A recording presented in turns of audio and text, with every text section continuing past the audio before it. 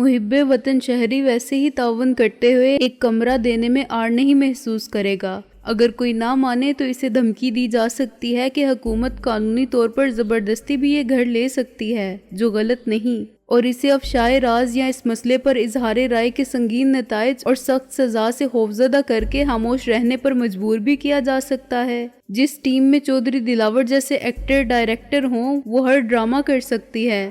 رضوی صاحب کے servant quarter کی طرح انہیں کوئی غیر آباد سرونٹ کوارٹر یا گیراج بھی مل سکتا ہے جہاں وہ خاموشی سے کسی نمک حرام لالچی نوکر کی مدد سے ڈیرہ جمائے بیٹھے ہوں اور صاحب خانہ کو علم ہی نہ ہو۔ یہ صورتحال بالکل نئی تھی اور بہت خطرناک۔ میرے لیے پہلا مسئلہ رہائی پانے کا تھا۔ اطمینان کی بات یہ تھی کہ کسی کا پروگرام مجھے قتل یا اغوا کرنے کا نہیں تھا۔ اس سلسلے میں انہیں واضح ہدایات تھیں۔ وہ ایک پولیس افسر کے گھر میں واردات کرنے کے نتائج کی سنگینی سے پوری طرح واقف تھے۔ وہ اپنی تشریف آوری کا کوئی ثبوت تک چھوڑ کے جانا نہیں چاہتے تھے۔ ان میں سے ایک سٹیل کی الماری کے نقصان رسیدہ تالے کو کھول کر نکالنے کی جدوجہد میں مصروف تھا۔ باقی سب بڑے اطمینان سے تلاشی لینے میں مصروف تھے اور بہت احتیاط کے ساتھ۔ انہیں جلدی نہیں تھی اور کسی کا ڈر نہیں تھا۔ چھوٹا بھی کسی نہ کسی طرح تمام سامان واپس الماری میں اس طرح رکھ چکا تھا کہ بے ترتیب نظر نہ آئے۔ جوتے کا نشانہ بننے والا بار بار غسل خانے میں جاتا تھا اور کلیاں کر کے لوٹتا تھا اور ہر بار مجھے نئی گالیاں دیتا تھا۔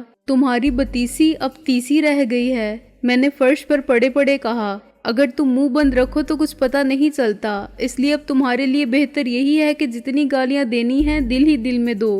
کتے، وہ میرا جوتا اٹھا کے میری طرف لپکا۔ تیرا منہ بھی اسی طرح بند کرتا ہوں میں نے اپنا سر گھما کے منہ فرش کی طرف نہ کر لیا ہوتا تو وہ اپنے عزائم میں یقیناً کامیاب ہو جاتا۔ اب ایک دلچسپ کھیل شروع ہوا۔ وہ جوتا لے کر دائیں طرف آتا تھا تو میں اپنا منہ دوسری طرف کر لیتا تھا اور وہ دوسری طرف آتا تھا تو میں منہ پھیر لیتا تھا۔ اس نے میرا سر تھام کے اور گردن گھما کے منہ کو اوپر لانے کی کوشش بھی کی مگر ناکام رہا۔ مجھے اس پر حملہ کرنے کے دو مواقع ملے۔ ایک بار میں نے جال کے اندر سے ہی ہاتھ لمبا کر کے اس کے سر پر مکہ مارا مگر چوٹ سخت نہیں پڑی۔ دوسری بار میں نے اپنا سر اس کی پسلیوں میں مارا اور وہ نیچے لڑک گیا۔ تیسری بار وہ لڑکھڑا کے پیچھے گرا تو میں اس کے اوپر آ گیا۔ جال میں پھنسا ہوا ہونے کے باوجود اب میں اپنے ہاتھوں سے یا جسم کے زور سے اس کی گردن بھی توڑ سکتا تھا، لیکن گردن میری دسترس سے دور تھی۔ میں اس کے پیٹ پر تھا، چنانچہ میں نے ہاتھوں کو پسلیوں پر رکھ کے دبایا تو وہ تڑپا۔ اس کی دو پسلیوں کی ہڈی بڑی آواز کے ساتھ ٹوٹی۔ اس نے ذبح ہونے والے بکرے کی طرح آواز نکالی۔ اس کے ساتھی پہلے اس پر ہنس رہے تھے، بعد میں دراز قد نے اسے گالی دے کر کہا تھا کہ چھوڑ اسے اور اپنا کام کر۔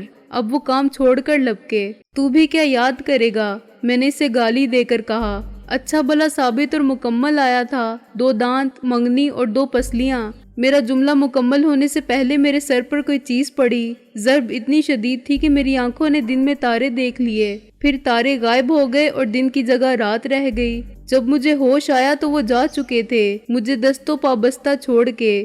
چھوٹا کسی مچھیرے کی اولاد لگتا تھا جس نے اتنی مہارت سے جال پھینکا تھا کہ مجھے بچنے کی مہلت ہی نہیں ملی تھی، اور ڈوری کھینچتے ہی میرا جال میرے گرد یوں لپٹ جاتا تھا کہ میں کچھ نہ کر سکا تھا۔ وہ بھی یہی چاہتے تھے کہ میں کچھ نہ کروں، نہ گولی چلانی پڑے اور نہ خنجر، مجھے خراش تک نہ آئے اور میں ان کے کام میں مداخلت نہ کر سکوں۔ یہ کام آسانی سے ہونے والا نہیں تھا۔ وہ جانتے تھے کہ میں مزاحمت کروں گا اور اگرچہ وہ 4 ہے مگر پھر بھی نقصانات کا تناسب برابر رہے گا۔ وہ ایک کو پکڑیں گے تو 2 کے جزوی یا کلی نقصان کے بعد، اور وہ اپنے ساتھ اسٹریچر، ایمبولینس وغیرہ نہیں لائے تھے۔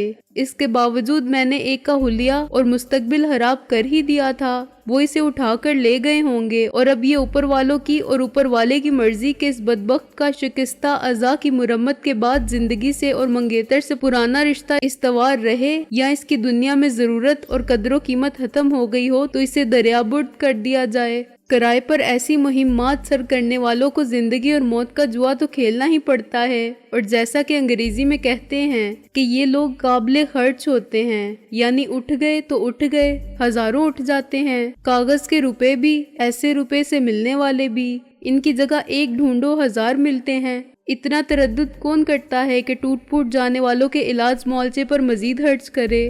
گاڑی ہو تو ڈینٹنگ پینٹنگ پر اخراجات سے فائدہ بھی ہے۔ ناکارہ انسان کو صفر کر دینا چاہیے، ان کا معاوضہ بچتا ہے، دوا دارو کا خرچ بچتا ہے، اور یہ خطرہ نہیں رہتا کہ وہ کچھ وقت نہ دیں۔ مجھ سمیت کمرے کی ہر چیز اپنی جگہ پر تھی۔ دنگل ہوتا تو یہ کمرہ پانی پت کے میدان کا نقشہ پیش کرتا، لیکن اب تو صرف یہ ثابت ہوتا تھا کہ میں نے بررضا و رغبت خود کو اس جال میں داخل فرمایا اور شوقیہ ڈوری کھینچ کر استراحت کا یہ نیا طریقہ اختیار کیا۔ انہیں گئے ہوئے زیادہ دیر نہیں ہوئی تھی۔ میں تقریباً 1.25 گھنٹے بے ہوش رہا تھا۔ کیا اس وقفے میں ان کی کوشش بارآور ہوئی تھی؟ ٹیپ سے ان کی مراد یقیناً وہ کیسٹ تھا جو ہم نے خاصی زبردستی کے بعد ریکارڈ کیا تھا، اور جس میں ڈی سلوا آج جہانی کا اعتراف جرم بھی تھا اور چودھری دلاور کی آواز بھی تھی۔ ڈی سلوا کے مرنے کے بعد اس کیسٹ سے خطرہ صرف دلاور کے لیے باقی رہ گیا تھا۔ وہ جاننا چاہتا ہوگا کہ آخر اس میں کتنا مواد ہے جسے قانونی طور پر ہم اس کے خلاف استعمال کر سکتے ہیں، اور یہ تسلیم کرتے ہوئے بھی کہ ایک کیسٹ سے ہم جیسے چالاک لوگ کئی کاپیاں بنوا سکتے ہیں، اس کے لیے ایک نقل حاصل کرنا ضروری تھا تاکہ وہ بچاؤ کی فکر کر سکے اور جوابی اقدامات سوچ سکے۔ کیسٹ محسن کے بریف کیس میں تھا جو وہ کمرے میں ہی چھوڑ گیا تھا، چنانچہ شبے کی کوئی گنجائش نہ تھی کہ ان کا مشن کامیاب رہا۔ الٹا انہیں افسوس ہوا ہوگا کہ مجھ سے پوچھنے کی بجائے وہ اپنی کارروائی کا آغاز جال پھینکنے سے ہی کرتے تو اپنی ہڈیاں اور دانت توڑوائے بغیر کامران لوٹ جاتے۔ کیسٹ تو سامنے ہی رکھا تھا، اب جھوٹی دھمکی تو دلاور کو بعد میں دی جائے گی کہ کیسٹ کی اور بھی نقل ہیں۔ اس سے پہلے تو اس جال کے جنجال سے رہائی کی کوئی صورت ہونی چاہیے۔ آخر میں کب تک یوں مال غنیمت کی طرح گٹھری بنا پڑا رہوں گا؟ سر کا درد سب سے زیادہ شدید تھا، مگر جسم کے دیگر اعضاء بھی ایک ہی پوز میں پڑے رہنے سے اکڑ گئے تھے۔ میں نے متعدد امکانات پر غور کیا، ان واقعات کو یاد کیا جہاں لوگ اس سے زیادہ مشکل حالات میں قید سے نکل گئے۔ میں نے دانتوں سے جال کاٹنے کا سوچا اور کچھ دیر ایک ہلکا دام پر دانت بھی رگڑے، لیکن کچھ دیر بعد میرے دانت درد کرنے لگے۔ رسی پر اثر کیا ہوتا؟ غالباً دانت ہی کچھ گھس گئے۔ پھر میں نے جال کو کسی نوکیلی چیز پر رگڑ کے کاٹنے کے لیے ادھر ادھر دیکھا۔ قریب ترین دروازے یا کھڑکی کا کنارہ بھی میری پہنچ سے باہر تھا، میز اور بیڈ بھی دور تھے، قریب صرف ایک کرسی تھی اور اس کے پائے لکڑی کے تھے، مگر دھار خاصی امید افزا نظر آتی تھی۔ میں نے جال کو اس پر رگڑنا شروع کیا، کرسی الٹ گئی اور مجھ سے دور ہو گئی۔ مسلسل ناکامیوں کے بعد مجھے دوسری نوعیت کے واقعات کا خیال آنے لگا، ان کا جو کسی غیر آباد مکان میں ایسے ہی قید پڑے رہے تھے، اس امید میں کہ کوئی تو ادھر ضرور آئے گا، مگر ان کی نجات کے لیے صرف رشتہ اجل آیا تھا۔ اس وقت جب بھوک پیاس سے پہلے ہی وہ ہوش کھو چکے تھے۔ کیا میں ایک ہفتے تک کچھ کھائے پیے بغیر اسی طرح لیٹا رہ سکتا ہوں؟ ہر آدمی کی قوت برداشت جدا ہوتی ہے، لیکن عموماً میرے جیسا صحت مند آدمی کتنے دن بھوکا رہ سکتا ہے، اور مرتا ہے تو بھوک سے یا پیاس سے؟ مجھے تو 2 دن بھی بھوکے پیاسے رہنے کا تجربہ نہ تھا۔ آدمی کو یہ مشق بھی ہونی چاہیے۔ اسلام آباد میں میرے نہ پہنچنے سے کیا ہوگا؟ 3-4 دن بعد ہی تشویش کا آغاز ہوگا۔ شاید رضوی صاحب یا رابعہ میں سے کوئی فون کرے، فون کی گھنٹی بجتی رہے گی۔ نہیں، مجھے اچانک خیال آیا، اگر انہوں نے اندر آنے سے پہلے فون کے تار کاٹ دیے ہوں گے تو گھنٹی بھی کہاں بجے گی؟ پھر رضوی صاحب کیا کریں گے؟ ایکسچینج سے معلوم کریں گے کہ لائن ڈیڈ کیوں ہے۔ شاید ٹیلی فون والے ایک پولیس افسر کے فون کی خرابی کو اہمیت دیتے ہوئے فوراً دوڑیں، مگر وہ باہر سے ہی لائن جوڑ کے چلے جائیں گے۔ شاید وہ اپنے آفس میں پی اے کو فون کریں یا کسی پولیس اسٹیشن کو کہ جا کر دیکھو معاملہ کیا ہے۔ ممکن ہے رابعہ اپنے آفس کے ساتھیوں سے کہے کہ میری خیریت دریافت کریں۔ بے شک میں بچہ نہیں ہوں، مگر میری خیریت کو ہمیشہ خطرہ لاحق رہتا ہے۔ 5ویں دن کسی کے آنے یا نہ آنے کے امکانات 50-50 ہیں۔ 5 دن کیا کم ہوتے ہیں؟ ابھی تو 5 گھنٹے بھی نہیں گزرے اور چل چلاؤ لگتا ہے۔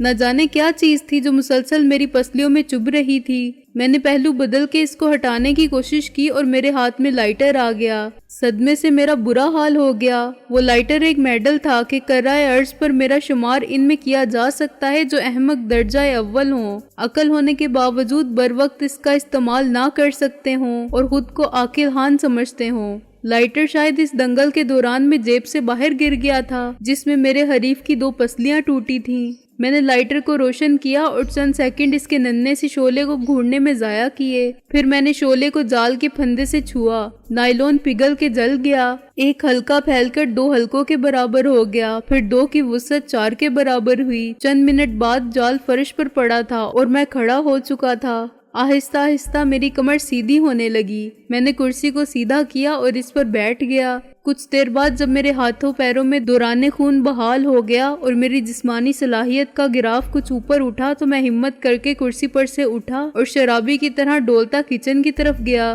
وہاں میں نے چائے اور کافی میں سے کافی کا انتخاب کیا۔ کافی کے لیے مجھے صرف الیکٹرک کیٹل کا پلگ لگا کے پانی ابالنا پڑا۔ اس میں کریم کے ساتھ میں نے چینی کی بجائے گلوکوز استعمال کیا اور وہیں دیوار کے سہارے بیٹھ کر پورا مگ ختم کیا۔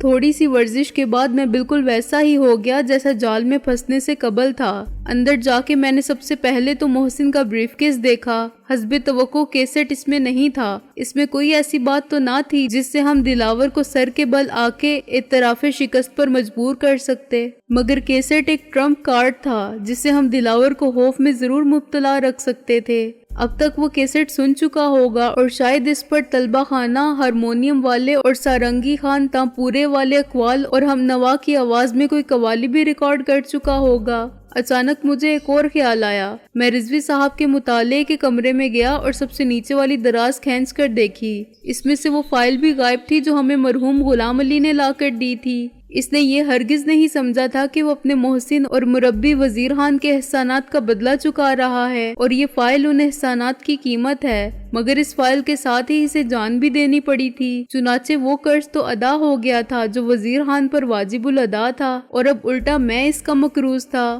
اس فائل کے جانے کا مجھے سخت صدمہ ہوا۔ مجھے یوں لگا جیسے غلام علی کی قربانی رائے گاں گئی۔ اس نے جس نیک مقصد کی خاطر جان تک قربان کر دی تھی وہ خاک میں مل گیا، صرف اس لیے کہ ہم نے اصل کی ایک ہی فوٹوسٹیٹ کاپی بنوائی تھی جو میں نے ایک ڈرامائی تاثر کی خاطر ڈی سلوا کو ارسال کر دی تھی۔ ایک بار اس سے چھین لی تھی اور پھر اس کے سیکرٹری کے سامنے پھینک دی تھی کہ یہ اپنے باس کو دے دو، ہم اصل کے 10، 100 یا 1000 جتنی فوٹوسٹیٹ کاپیاں چاہیں بنوا سکتے ہیں۔ اس وقت ڈی سلوا کی سیکرٹری شہلا تھی۔ ہم نے اصل کو محفوظ سمجھتے ہوئے اس کی مزید کاپیاں بنوانے کی ضرورت کو اہم نہیں سمجھا تھا اور اس تساہل کا نتیجہ یہ تھا کہ اب ہمارے پاس کچھ نہیں رہا تھا۔ لیکن دلاور کو معلوم ہو گیا تھا کہ سابقہ واقعات کے بارے میں ہماری معلومات کس حد تک اپ ٹو ڈیٹ ہیں۔ فوری طور پر اس سے یاسمین کو اور اس کی ازدواجی زندگی کے مستقبل کو خطرہ لاحق ہو سکتا تھا، مگر کیا دلاور کو معلوم ہوگا کہ وہ لڑکی اب کہاں ہے جس نے اسے ایک ناکام بینک ڈکیتی کا مال غنیمت سمیٹ کر فرار ہوتے دیکھا تھا اور جو اسے اب بھی شناخت کر سکتی ہے کیونکہ وہ اسی کے گھر میں چھپا رہا تھا خطرہ ٹلنے تک۔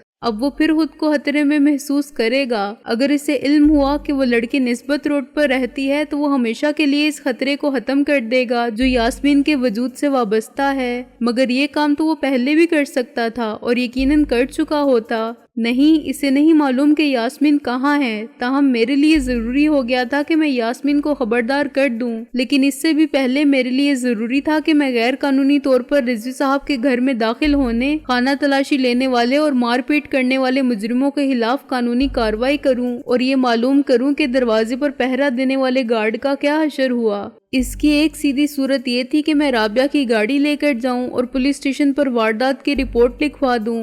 ان کے رپورٹ لکھنے میں لئی تو لل کرنے کا سوال ہی پیدا نہیں ہوتا تھا، لیکن اس میں اندیشہ یہ تھا کہ خبر فوراً حکام بالا تک پہنچ جائے گی۔ قواعد کے تحت رخصت پر جانے سے پہلے وہ پتہ ضرور چھوڑ کر گئے ہوں گے جہاں ان سے ہنگامی ضرورت میں رابطہ قائم کیا جا سکے۔ ان کے کسی ساتھی یا پی اے سے کچھ بعید نہیں کہ وہ ریسیور اٹھائے اور شیروانی صاحب کے گھر کا نمبر گھما کے ساری کہانی سنا دے، خصوصاً وہ پی اے جسے میں نے کچھ ہی دیر قبل فون کیا تھا۔ وہ تو یہ بھی بتا دے گا کہ آپ کے گھر سے یا کہیں سے سکندر نام کے کسی شخص نے فون پر ایسی باتیں کی تھیں جن کا کوئی سر پیر نہیں تھا۔ رضوی صاحب کے لیے نئی پریشانی پیدا ہو جائے گی کہ منع کرنے کے باوجود میں نے کوئی نیا گل کھلایا ہے۔ وہ جس مقصد کی خاطر سارے کام چھوڑ کر گئے ہیں وہ فوت نہیں ہوگا، تب بھی اس خبر سے ان کا پروگرام ضرور متاثر ہوگا۔ وہ یہاں آ کے صورتحال کا جائزہ لینے پر اور سب ٹھیک ہے کہ اطلاع پا کے فوراً واپس جائیں گے تو ان کو سخت کوفت ہوگی اور ان کی برہمی کا نشانہ صرف میری ذات ہوگی۔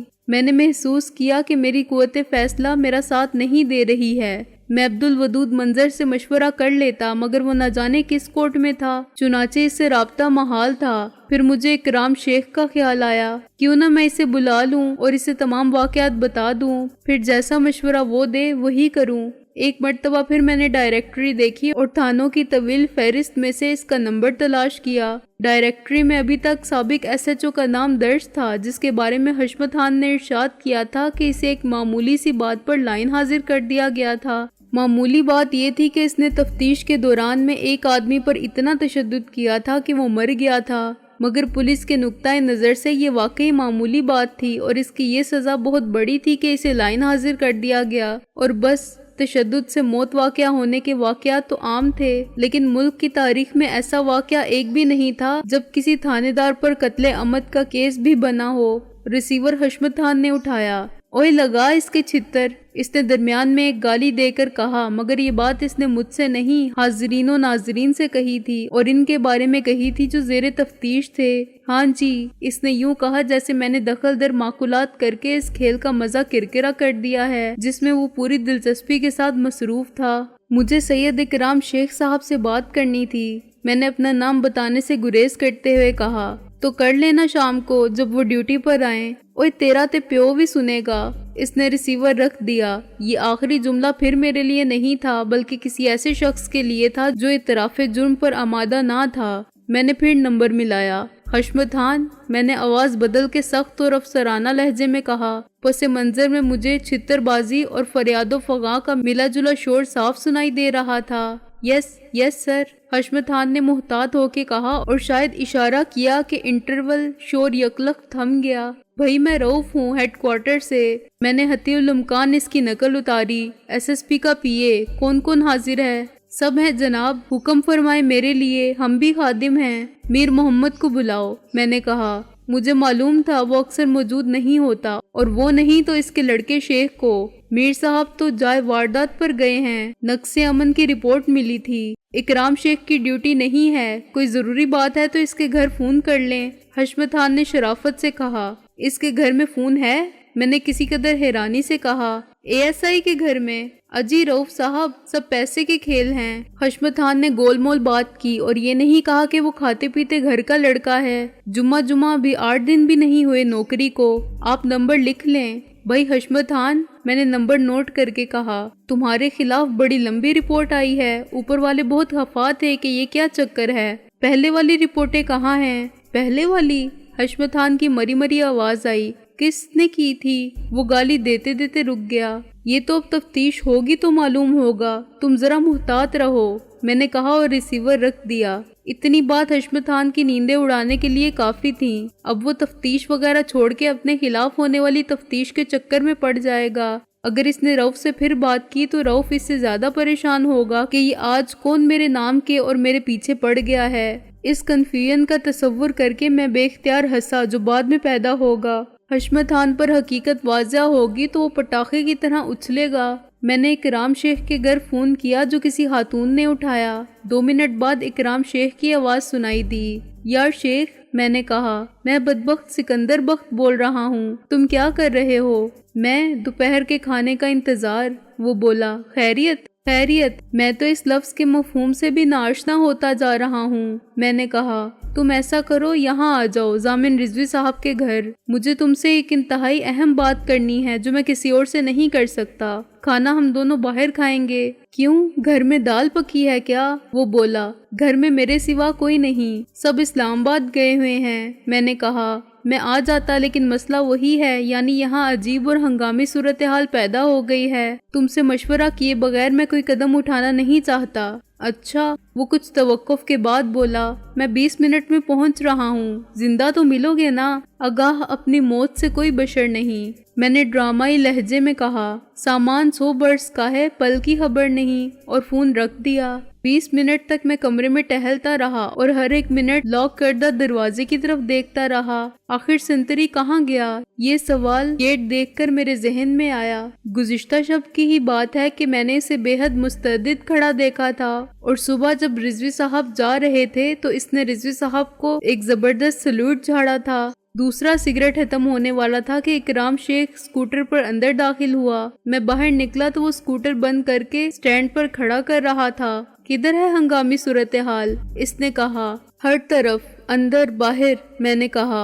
एक हंगामे पे मौकूफ है घर की रौनक, पैदाइश पर हंगामा, मौत पर हंगामा। अंदर ले जाकर मैंने इसे सारी बात तफसील से सुनाई, लेकिन केसेट का जिक्र आमदन नहीं किया, वरना मुझे ये भी बताना पड़ता कि मैंने डिसिल्वा और दिलावर की गुफ्तगू किस तरह रिकॉर्ड की थी। मैंने सिर्फ एक फाइल का जिक्र किया जो गुलाम अली ने फराहम की थी और इस जुर्म की पादाश में मारा गया था। फाइल तो बाद में मिल जाएगी, पहला मसला गार्ड का है। वो मुतफक्किर होके बोला। वो कहाँ गया? मुझे तो शक है कि वो मारा गया। इन लोगों ने पहले भी पहरेदारों को ठिकाने लगाया है, मैंने कहा। इकराम शेख ने नफी में सर हिलाया। वो पुलिस का आदमी था, इंतहाई तजुर्बाकार, और इसके पास मशीन गन थी। हम दोनों ने गेट का मुआयना किया। वहाँ जद्दोजहद, मुजाहमत या कशमकश के आसार मफकूद थे। फिर मेरे साथ शेख ने एक एक कमरे में, बाथरूम में, यहाँ तक कि हर बेड के नीचे और पर्दों, अलमारियों के पीछे देखा। मैंने इसे वो मेज दिखाई जिसके नीचे वाली दराज में से फाइल चोरी हुई थी। बाकी कागजात को छेड़ा तक नहीं गया था। घर के अंदर देख लेने के बाद हमने उगबी हिस्से का रुख किया। बाग और गैराज देखे। आखिरी हिस्सा वो क्वार्टर था जिसमें पहले सिर्फ एक कांस्टेबल रहता था, फिर हम रहे थे, और आखिर में शहला ने अपनी माँ के साथ कुछ दिन गुजारे थे। अब ये क्वार्टर वीरान पड़ा था। मैंने इसके दरवाजे को धकेला और हम तकरीबन एक साथ अंदर दाखिल होके एक साथ रुक गए। सेहन की दीवार के साथ कोई शख्स बंधा पड़ा था। इसे बड़ी मजबूती से बांध के इसके मुंह में कपड़ा ठोंस दिया गया था। बज़ाहिर वो शख्स मुर्दा नजर आता था, लेकिन वो सिर्फ बेहोश था। चेहरा देखते ही मैंने इसे शनाख्त कर लिया। ये वही पुलिस गार्ड था। मैंने घुटनों के बल बैठ के इसे गौर से देखा। शेख, ये तो पुलिस गार्ड है, मैंने कहा, जिसे दरवाजे पर तैनात किया गया था और अभी सुबह तक ड्यूटी पर था। शेख भी घुटनों के बल मेरे करीब टिक गया। इसने गार्ड का हाथ थाम के इसकी नब्ज देखी। गनीमत है कि इसे कत्ल नहीं किया गया, नब्ज कुछ सुस्त है, शेख ने कहा और गार्ड के मुंह से कपड़ा निकाल दिया। जिस्म भी कुछ ठंडा है, लेकिन इसकी वजह ये हो सकती है कि न जाने कब से वो इसी तरह खुले आसमान के नीचे जमीन पर पड़ा है। ये खुद ही बता सकता है कि इसके साथ क्या हुआ था, शेख ने कहा। पहले तो इसे उठा के अंदर ले चलते हैं।